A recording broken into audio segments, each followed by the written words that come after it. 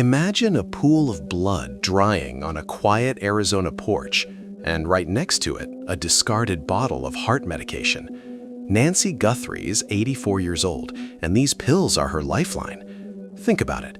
Any kidnapper smart enough to disable a security system knows a dead hostage pays $0. Leaving that medicine behind is a death sentence. This glaring contradiction forced me to ask one haunting question.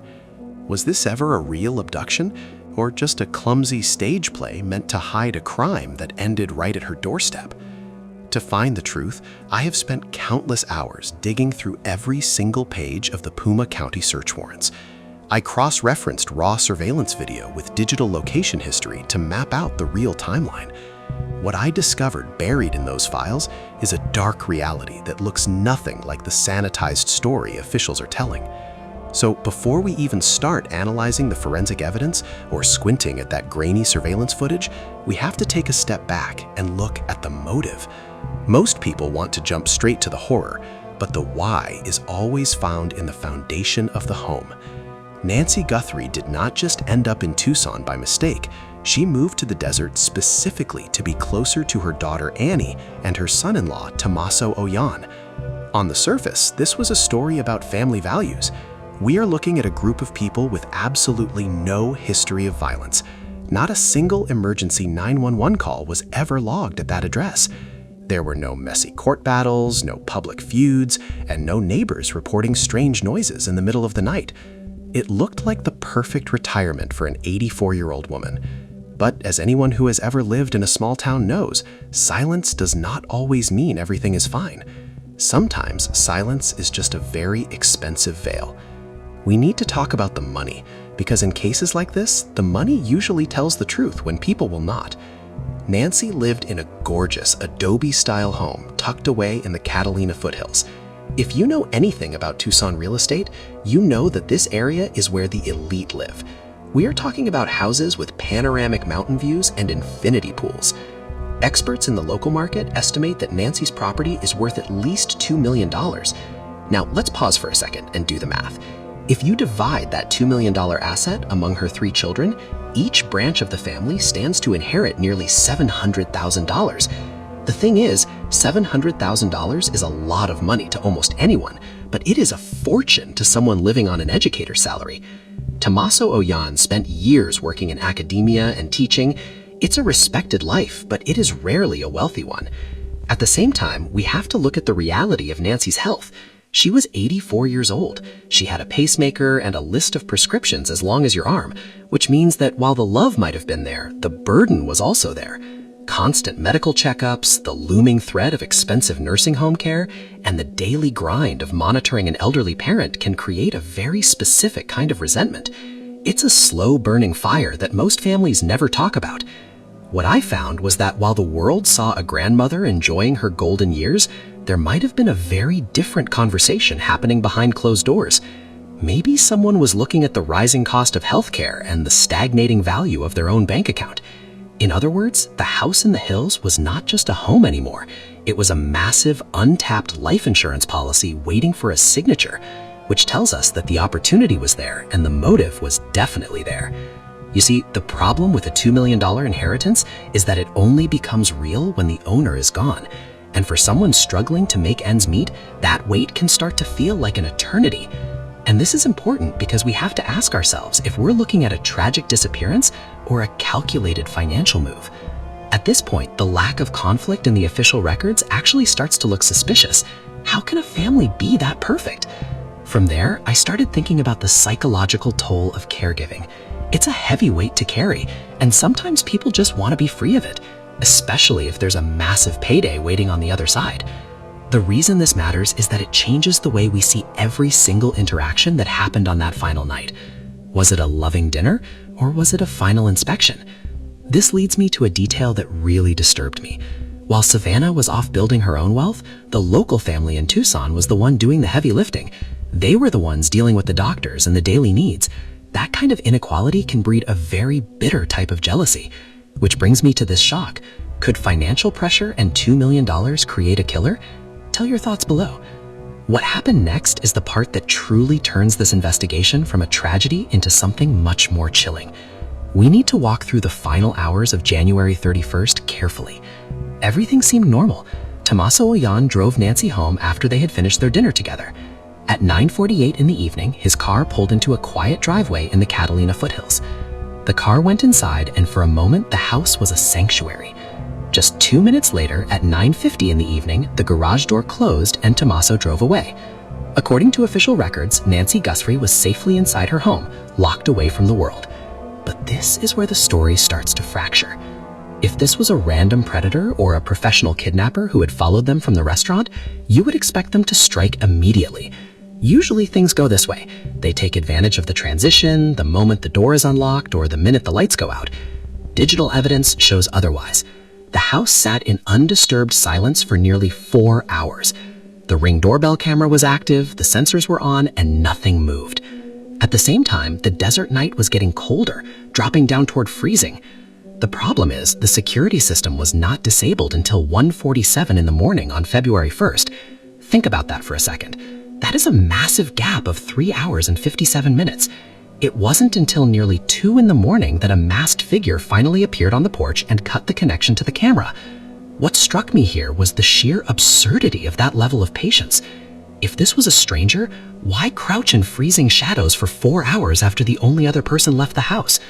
It doesn't make any logical sense for a stalker to wait that long when the house was at its most vulnerable, the moment Tommaso drove away. Why wait until the dead of night to step on that porch? The reason this matters is because that 4-hour window changes everything about the suspect list. In other words, this was not a crime of opportunity. It was a crime of timing. Looking at the map, 4 hours is more than enough time for someone to drive across town, go into their own home, change into dark clothing, grab a hiking backpack, and return without raising a single red flag. Which means the person who disabled that camera at 1:47 in the morning did not have to be someone who was hiding in the bushes. They could have been someone who had been there earlier, someone who knew exactly when the house would be quiet, and someone who had a perfect excuse to be on the road that night. And this is important because it points toward a level of premeditation that is terrifying. If you're a stranger, you are taking a huge risk by lingering. Every minute you wait is a minute someone might look out a window or a police cruiser might roll by. But if you are someone who knows the schedule of the house, that 4-hour gap is not a wait, it's a tactical window. You go home, you establish an alibi, you wait for the neighborhood to fall into its deepest sleep, and then you come back to finish the job. Which tells us that whoever did this was not just lucky, they were calculated. They knew the layout, they knew the cameras.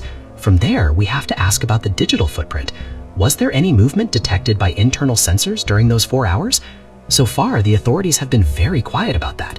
But what we do know is that the silence ended at 1:47. That is the moment the mask went on and the lights went out for Nancy. At this point, the question is not just who did it, but where were they during that long, dark interval between 9:50 and 1:47? The answer is the key to the mystery. We must find the truth. At this point, we have to look closely at how the attacker actually operated that night. When investigators arrived at the property in the Catalina foothills, they immediately noticed something very strange about the perimeter of the house. There was absolutely no sign of forced entry. The windows were perfectly intact, the door frames were not splintered, and the locks were completely undamaged. This means the person who took Nancy Guthrie either had a key, knew the security codes, or was someone she trusted enough to open the door for in the middle of the night. It tells us that things went wrong before the victim even left her property. The supposed master plan fell apart immediately. Someone truly lost control right outside the front wooden door. But the illusion of a peaceful interaction shatters the moment you look down at the ground. Investigators found a pool of blood right there on the front porch. A struggle happened at the very threshold of her safe haven. Blood means violence, and violence means panic. The thing is, the forensic timeline gives us an even more chilling detail. Nancy had a pacemaker installed to keep her heart beating steadily. Modern pacemakers are incredible pieces of technology. They constantly transmit data via a wireless connection to a smartphone application. The authorities pulled the digital logs, and those logs tell a terrifying story. At exactly 2:28 in the morning, the application on her phone lost its connection to the pacemaker in her chest. This signal only has a short range. This exact minute marks the exact moment her body was carried away from her phone. He took her out into the cold desert darkness, but he left her smartphone sitting right there inside the house. And he didn't just leave the phone behind. He left something much more important. He left all of her daily medication. Nancy was an 84-year-old woman with a serious cardiac condition. Her life literally depended on those prescription bottles sitting on her counter.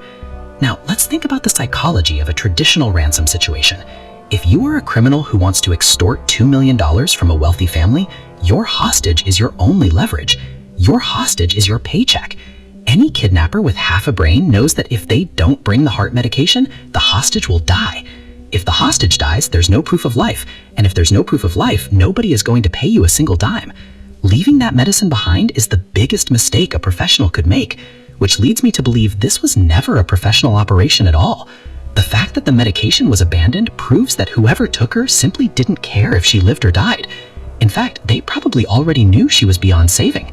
When you combine the discarded life-saving pills with the fresh blood found out on the porch, a very dark— Or most terrifyingly of all, you do that because you are looking for dismembered pieces of a human body hidden deep beneath the ground.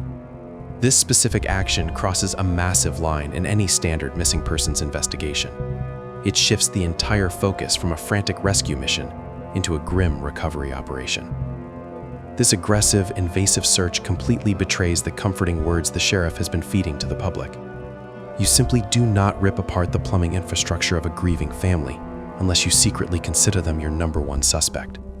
The authorities are playing a brilliant high-stakes game of psychological warfare. They are smiling at the family through the television screen, lulling them into a false sense of security while simultaneously tearing up their backyard looking for a corpse. It is a textbook investigative strategy designed to keep the prime suspects calm so they do not hire expensive defense attorneys and stop talking. The police know exactly who they are dealing with, and the empty septic tank proves it. They are letting the suspect believe he has outsmarted them, while they quietly gather the forensic evidence needed to lock him away forever. What do you think about this strategy?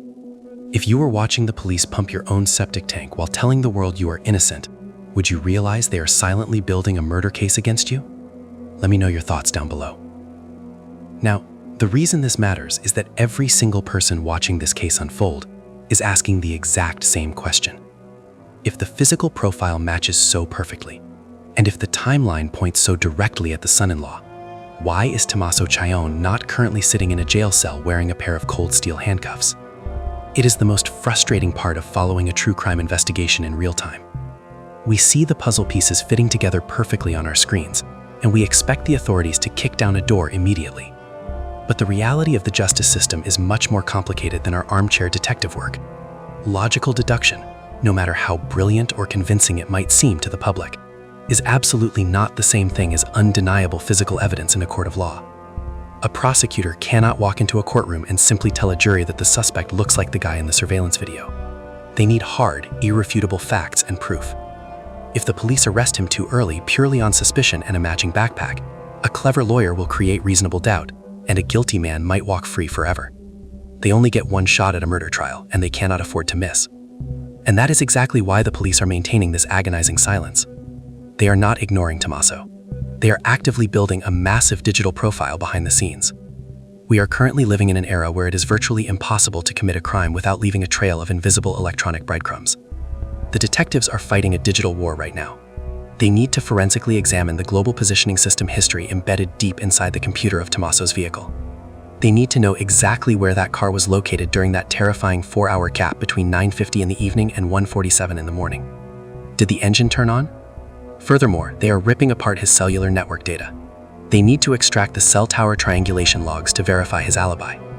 If he claims he was sound asleep in his own bed at 1:47 in the morning, his telephone needs to confirm that it was stationary and connected to his home internet router, not bouncing off a tower located 3 miles away near Nancy Guthrie's neighborhood. Every single modern vehicle is essentially a computer on wheels, constantly recording speed, braking patterns, and exact coordinates. Did he connect his phone to the car Bluetooth interface during those missing hours? These invisible records do not lie, and they cannot be intimidated on the witness stand. At this point, I started questioning the entire pacing of the investigation. And then I remembered another major event in this case. Think about the arrest of Derek Kella, the scammer from California who tried to extort the family by pretending to be the kidnapper. The Federal Bureau of Investigation tracked him down and had him in federal custody almost instantly. That arrest happened so incredibly fast. What does that tell us? It proves beyond a shadow of a doubt that the federal agents have an absolute stranglehold on the digital bandwidth surrounding this case. They possess the technology and the authority to trace cellular data across state lines in a matter of hours. So if they have that kind of lightning-fast capability, why are they being so painfully slow and silent when it comes to the local family members? The answer is both brilliant and terrifying. If they are staying silent about Tommaso, it means they are not just looking for a single text message. They are waiting for the forensic analysis of a colossal mountain of data. We are talking about terabytes of information pulled from internet service providers, vehicle telematics, and encrypted applications. Processing that level of digital evidence properly so that it holds up against a defense attorney can take months or sometimes even a full year. They are casting a massive net looking for the smallest anomaly. A deleted internet search about how to dispose of a body, a burner phone purchased weeks in advance, or a sudden unexplained financial transaction.